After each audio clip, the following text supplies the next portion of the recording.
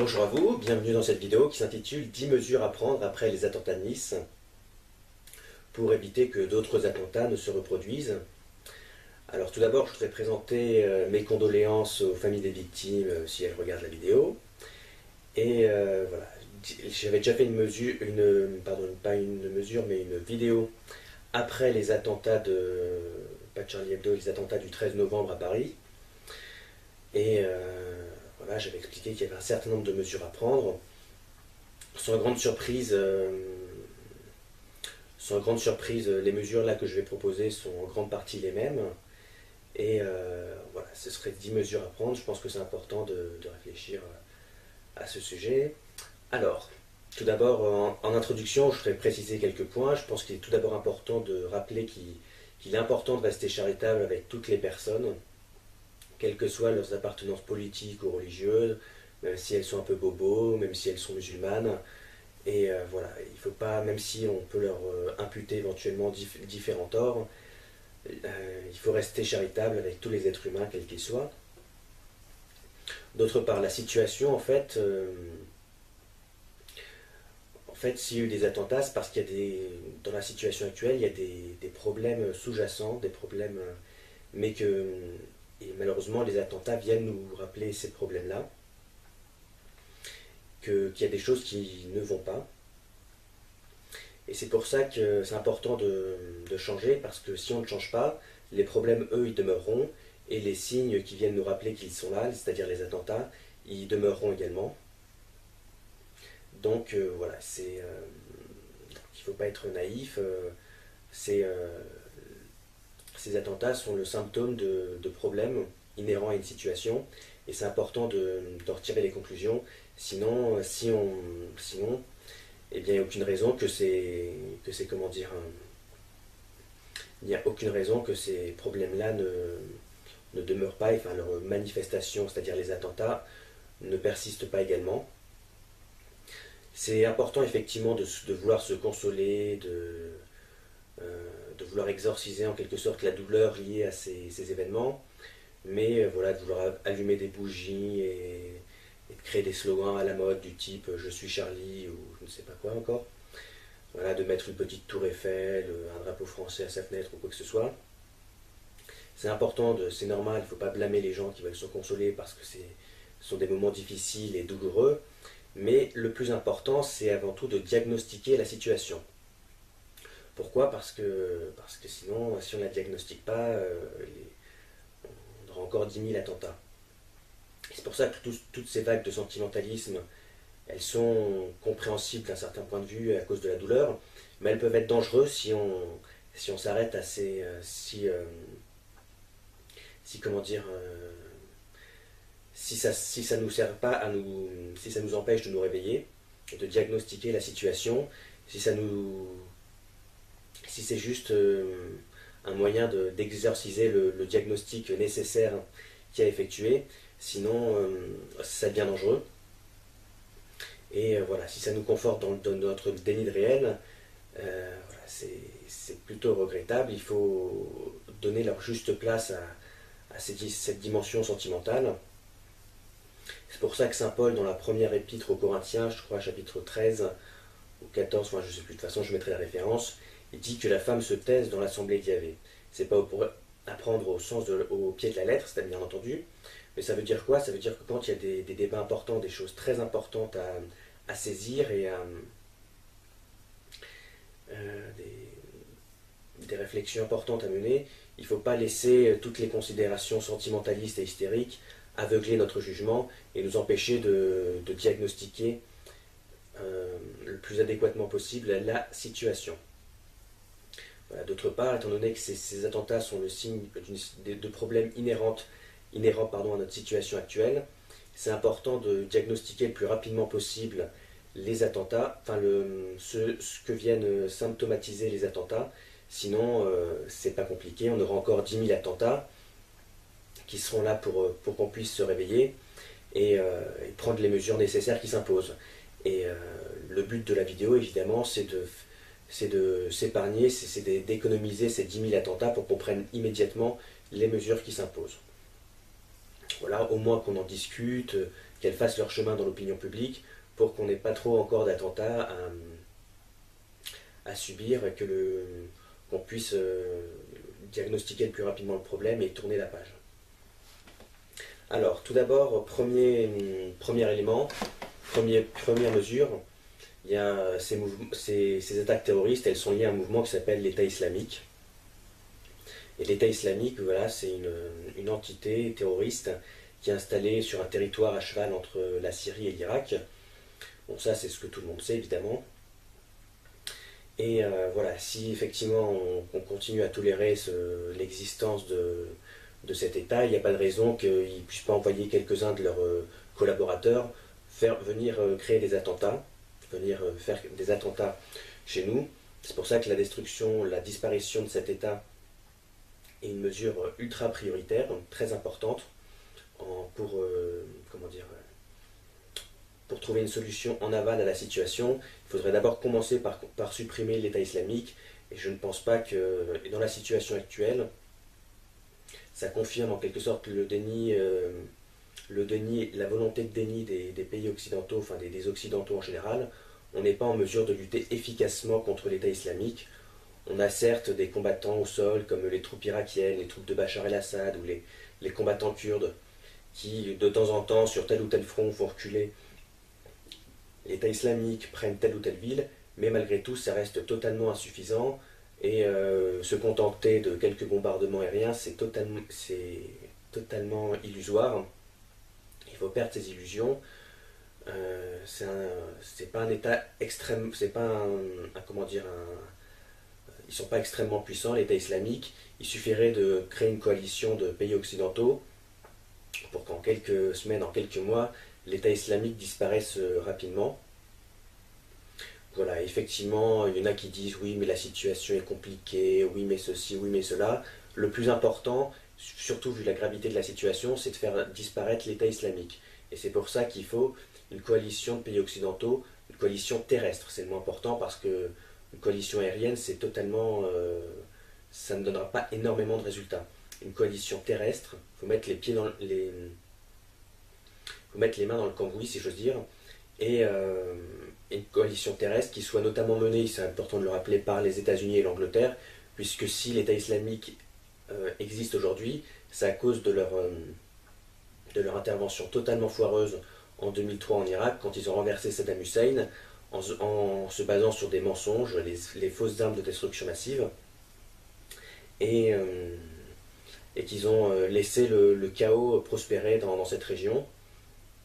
C'est en grande partie leur responsabilité, et c'est important qu'ils assument, qu'ils mettent un point d'honneur à assumer et à réparer leurs bêtises, en prenant la tête d'une coalition armée terrestre contre l'État islamique. Et il y a tout un tas de personnes qui, à mon avis, veulent à tout prix empêcher une coalition terrestre d'exister, pour une raison très simple, c'est que si jamais il y a une coalition terrestre de pays occidentaux contre l'État islamique disparaîtrait très rapidement.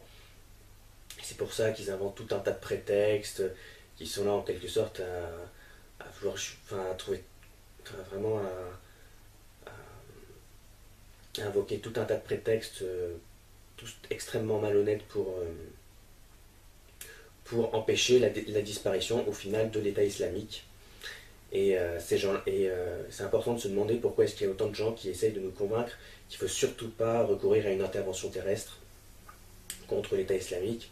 C'est assez inquiétant que ces gens qui occupent souvent des fonctions importantes dans nos sociétés se montrent au final aussi opposés à la disparition de l'État islamique. Alors d'autre part, tous ces attentats sont comment dire, deuxième point, ces attentats sont liés à une religion qui s'appelle l'islam. Une religion qui malheureusement est très méconnue. Elle est inconnue parce que tout le monde sait que tout le monde a déjà entendu parler de l'islam, de Mahomet, du Coran, mais elle est méconnue parce qu'en réalité, la présentation officielle qu'on en a, c'est la présentation qu'elle-même a faite d'elle-même, et c'est pas du tout ça ne permet absolument pas de connaître exactement ce qu'est l'islam. L'islam, c'est un mouvement de brigands qui ont été manipulés par des sionistes, et ces brigands, ils ont eu du pouvoir, ils ont peu à peu obtenu du pouvoir et enfin, ils étaient manipulés par les sionistes pour des raisons vaguement religieuses. Et ces raisons religieuses, d'un point de vue politique, elles se sont concrétisées par l'élaboration d'une nouvelle religion qu'on a appelée après coup l'islam, et qui a eu tendance à cacher aussi bien ses origines sionistes que sa nature violente, derrière tout un tas de mythes, de légendes, de mensonges, de takia, il faut bien le dire, c'est-à-dire de propension à dissimuler véritablement ce qu'on est. Et il faut être charitable vis-à-vis des musulmans, méconnaître véritablement ce qu'est l'islam, savoir que Mahomet n'a jamais fondé l'islam, que ce sont les califes qui le lui ont imputé rétrospectivement, que la Mecque n'existait pas du temps de Mahomet, que l'hégire, c'est-à-dire que Mahomet quitte la Mecque pour Médine, tout ça ce sont des mythes qui ont été inventés après coup par les califes pour justifier à travers leur religion, la religion qu'ils élaboraient, de leur pouvoir politique. Et c'est important de connaître toutes ces choses-là. Et en réalité, si on n'arrive pas à diagnostiquer ce qu'est véritablement l'islam, sa nature, si j'ose dire, daéchienne, en réalité, on n'arrivera pas non plus à diagnostiquer, à combattre efficacement Daesh. Et on restera dans le déni un peu infantile, considérant que Daesh n'a strictement rien à voir avec l'islam et que ce sont deux choses qui n'ont rien à voir. Si on arrive à diagnostiquer l'un, on arrivera à diagnostiquer l'autre. Et c'est important comment dire, de connaître l'islam, d'inculquer, d'expliquer au grand public, dans l'éducation nationale, ce qu'est véritablement, originellement cette religion, enfin l'histoire de ses origines. Nietzsche disait, l'histoire est décrite par les vainqueurs de l'histoire. Ça signifie pas seulement que, ça a deux sens cette phrase, ça signifie pas seulement que c'est le pouvoir politique qui réécrit après coup l'histoire, et lui fait dire ce qu'il a envie de lui faire dire.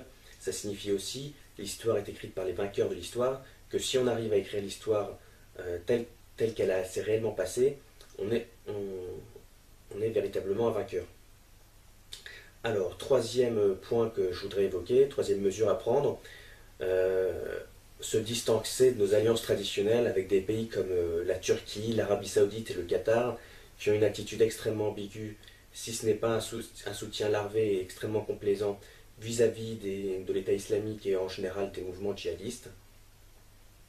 Voilà, il y a quelques mois, notre Premier ministre, je crois que c'était lui qui avait dit, Manuel Valls avait dit, que l'Arabie Saoudite était un allié stratégique. C'est absolument sidérant. C'est un pays qui promeut une vision extrêmement rigoriste de l'islam, le wahhabisme, et qui de facto encourage par rebond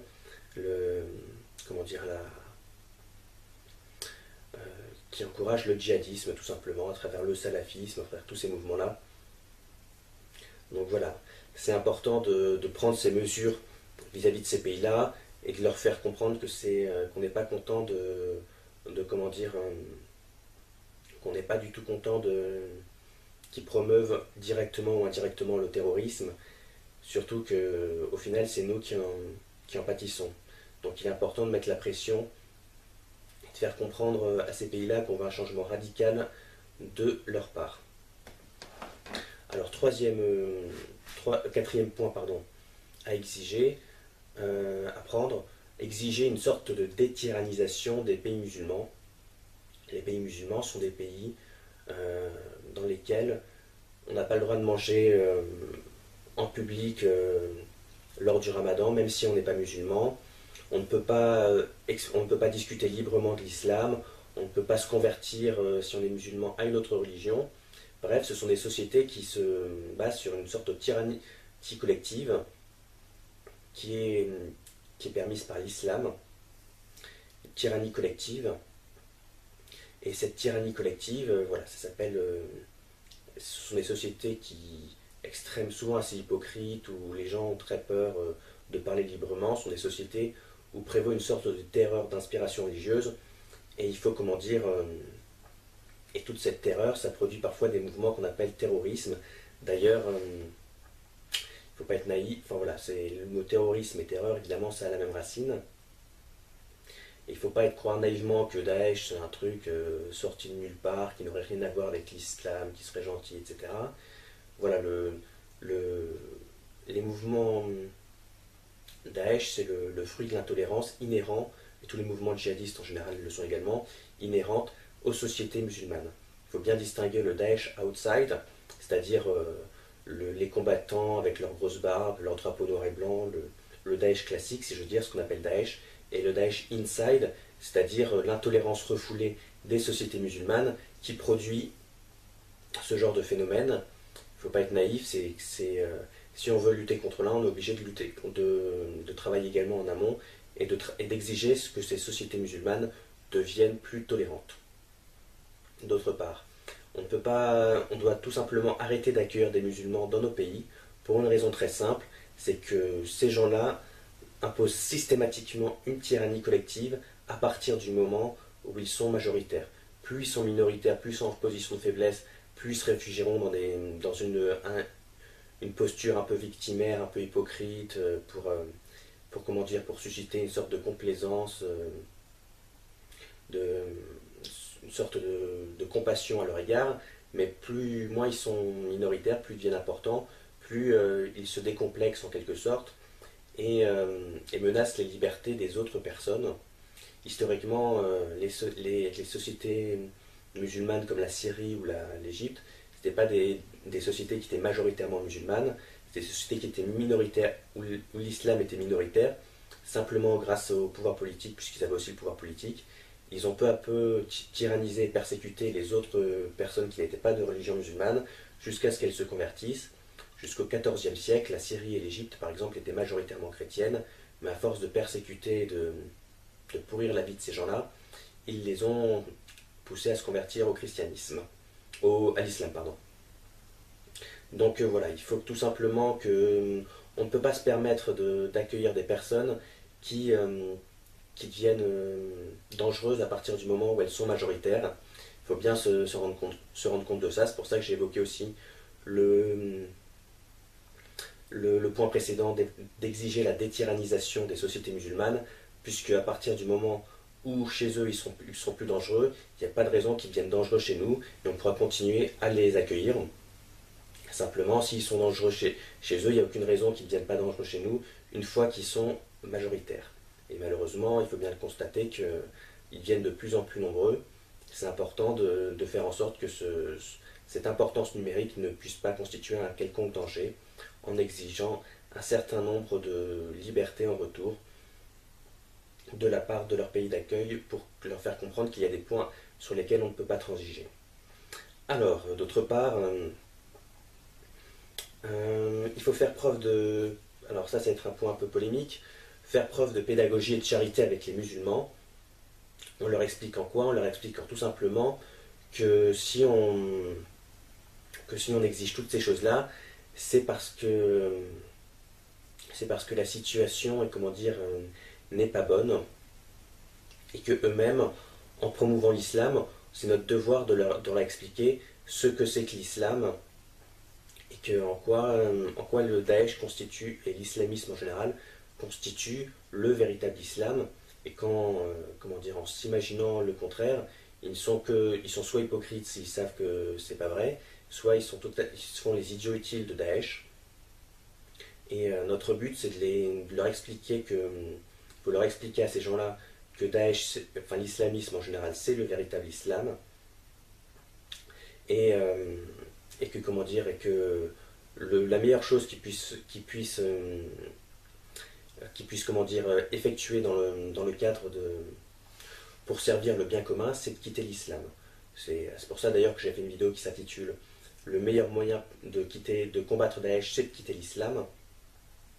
Nous, notre devoir, c'est de leur expliquer qu'en se considérant musulmans, ils sont en train de promouvoir, de souscrire à Daesh, peut-être sans s'en rendre compte.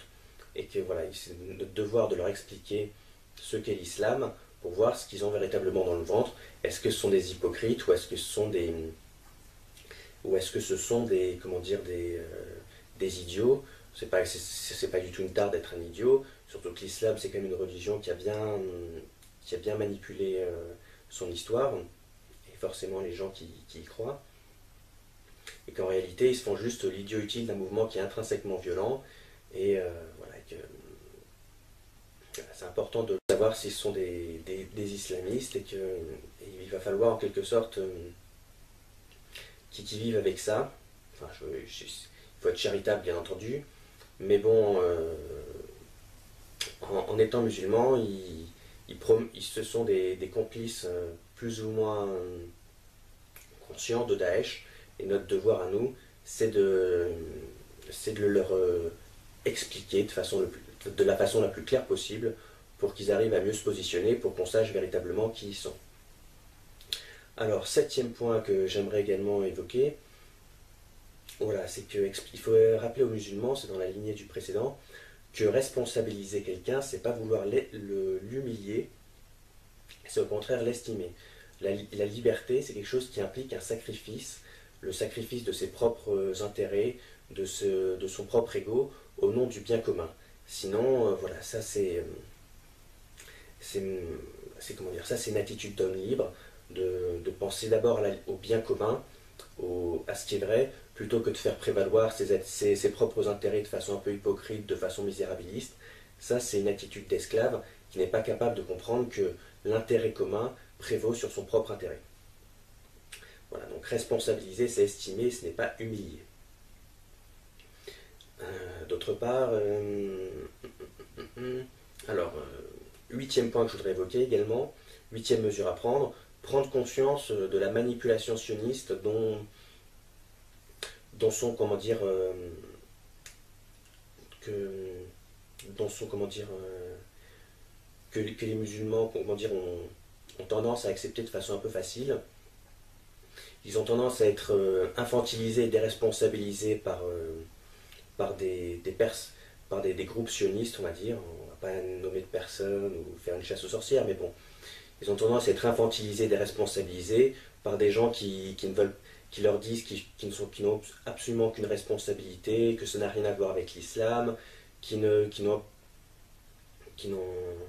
et pour en quelque sorte que la situation puisse se continuer à dégrader puisqu'elle ne serait pas adéquatement diagnostiquée.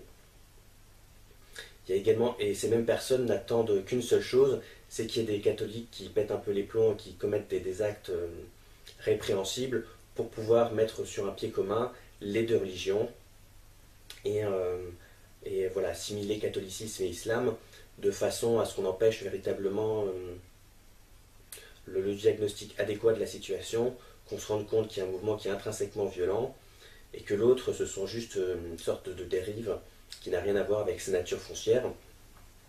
Mais voilà, pour empêcher véritablement le diagnostic de la situation, pouvoir continuer à manipuler certaines personnes en leur faisant croire qu'elles n'ont aucune responsabilité à prendre, et en les infantilisant, certaines personnes voilà, veulent à tout prix semer la confusion comment dire, une sorte, et propager une sorte d'assimilation entre des choses qui n'ont rien à voir, afin que la situation continue à se dégrader, que les rapports entre les personnes empirent, et que forcément on soit obligé de consentir à renoncer à notre liberté pour qu'on puisse espérer, pour qu'on puisse continuer de croire que la situation va s'améliorer. Donc voilà, toutes les personnes qui en réalité, toutes les personnes qui veulent empêcher un diagnostic adéquat de la situation, ce sont voilà, des groupes sionistes qui ne font comment dire, que détériorer la situation et qui s'avèrent néfastes aussi bien aux musulmans qu'aux non-musulmans. Avant-dernier point, neuvième et dernier point que je voudrais soulever, mesure à prendre, c'est important de... Voilà, alors avant, je vais juste voilà, évoquer ce point-là. On a vu lors de l'attentat de Nice et également c'était lors de l'attentat de Saint-Étienne-Rouvray que la personne en question était, comment dire, la personne aurait dû être en prison, mais elle avait été relâchée. Et la prison, ça sert à quoi? Ça sert à punir les personnes lorsqu'elles ont fait des fautes graves, mais ça sert aussi à mettre en prison, à retirer de la circulation en quelque sorte les personnes qui sont dangereuses pour les autres habitants. C'est comme pour le permis de conduire. S'il y a une personne qui ne respecte pas du tout le code de la route, qui boit toujours, qui est toujours en état d'ivresse, forcément on va lui retirer son permis de conduire, on va l'empêcher de conduire de nouveau pour qu'elle ne soit plus dangereuse pour les autres usagers. Et bien là c'est pareil, si ces personnes-là avaient été en prison, comme elles auraient dû l'être parce qu'elles avaient été condamnées par la justice, eh bien elles n'auraient pas commis leurs attentats. C'est aussi simple que ça. Il ne faut pas s'étonner qu'il y ait un regain de délinquance, un regain d'attentats si les personnes dangereuses, on les laisse en liberté sous prétexte qu'il n'y a plus de place en prison ou je ne sais quoi, alors elles ont pourtant été condamnées. Alors, dernier point évoqué, dernière mesure à prendre, il faut élire des personnes compétentes. Globalement, bon, non seulement parce que nos politiciens, pour des raisons démagogiques, laissent souvent des personnes qui s'avèrent être dangereuses en liberté, mais aussi parce qu'ils ne sont pas à la hauteur de la situation. Leur seule réponse, c'est de faire de la communication en se disant que dans les sondages, ça va remonter pendant 15 jours, donc c'est bon, on pourra tourner la page. Et on ne peut pas se permettre une politique au jour le jour. On a besoin de diagnostiquer les problèmes en profondeur. Foncièrement, j'ai pas envie de leur jeter la pierre à ces politiciens. Ils sont comme nous. Ils ont envie comme la majorité de la population, malheureusement, ils ont envie d'exorciser la situation en agitant des slogans un peu creux, mais qui rassurent les personnes un peu bêtes et un peu hystériques, et en conservant leurs illusions. Voilà, donc on n'a pas des personnes qui sont à la hauteur de la situation, qui seraient capables de diagnostiquer véritablement ce qui doit être diagnostiqué, et qui ne pourront pas empêcher ces événements regrettables, les attentats de se reproduire. On a quand même, je crois que c'est le Premier ministre qui a déclaré que l'Arabie Saoudite est un allié stratégique, alors que bon, dans les faits, c'est une usine à djihadistes. D'autre part, il s'est passé quelque chose d'extrêmement grave, c'est qu'il y a quelques temps, je ne sais plus exactement quand, Bachar el-Assad, le président de la Syrie, a proposé de collaborer avec les autorités françaises pour leur indiquer qui étaient les djihadistes qui venaient en Syrie, etc., pour leur fournir des renseignements. Et Manuel Valls, qui était, je crois, à l'époque ministre de l'Intérieur, a refusé sous prétexte que nos relations avec Bachar el-Assad n'étaient pas bonnes. Et c'est absolument gravissime parce qu'il y a ça veut dire qu'en quelque sorte, sous prétexte qu'il n'appréciait pas la personne, il a consenti à mettre en péril,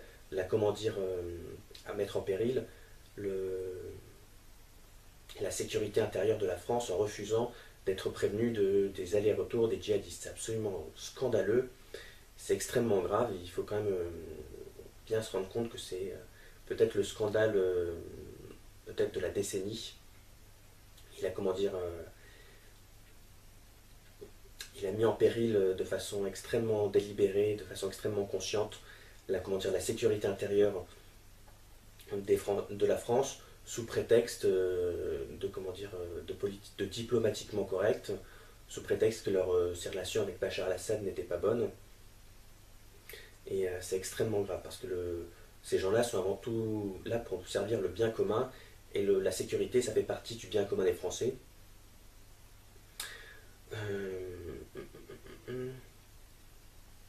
Voilà, je crois que j'ai à peu près tout dit. Voilà, dernier point, oui, c'est pour finir la 10e mesure. Effectivement, il faudrait élire des personnes compétentes, mais c'est pas la peine de jeter la pierre, de vouloir lapider en place publique ces gens-là. Les Manuel Valls, les François Hollande, puisque bon, effectivement, je les trouve plutôt nuls, mais s'ils sont nuls, c'est parce que c'est nous qui les avons élus, et d'une certaine manière, s'ils sont nuls, c'est parce que nous sommes nuls. Alors plutôt que de les lapider en place publique et de se dire que c'est toujours de leur faute, essayons de faire preuve commençons par nous responsabiliser nous-mêmes, changeons de notre côté, et ensuite eux de leur côté ils changeront, parce que de toute façon, s'il y a un mouvement collectif qui se fait, forcément ils voudront suivre la tendance, et ils changeront à leur tour. Mais c'est pas à eux de changer pour que nous changions, c'est à nous, c'est pas à nous, c'est pas, il faut pas exiger qu'ils changent pour que nous puissions changer. D'une certaine manière, si, on peut l'exiger, mais c'est avant tout à nous de commencer de changer pour que eux puissent se changer. Voilà, et dernier point, c'est important d'évoquer toutes ces mesures, puisque bon, si on ne les prend pas, si on n'en a pas conscience, tôt ou tard, il faudra revenir dessus, il y aura des attentats, et le but, voilà, c'est que chaque fois qu'il y a un attentat, les personnes, forcément, c'est un électrochoc collectif, et il y a beaucoup de gens qui se mettent à ouvrir les yeux, et c'est toujours plus facile après un attentat, puisqu'on est favorisé par l'évolution du réel, de tenir ce genre de propos. Mais voilà, donc le but ce serait qu'on puisse parvenir à prendre les mesures avant qu'il y ait 10 000 attentats, plutôt qu'on attende 10 000 attentats pour se réveiller et les prendre quand même.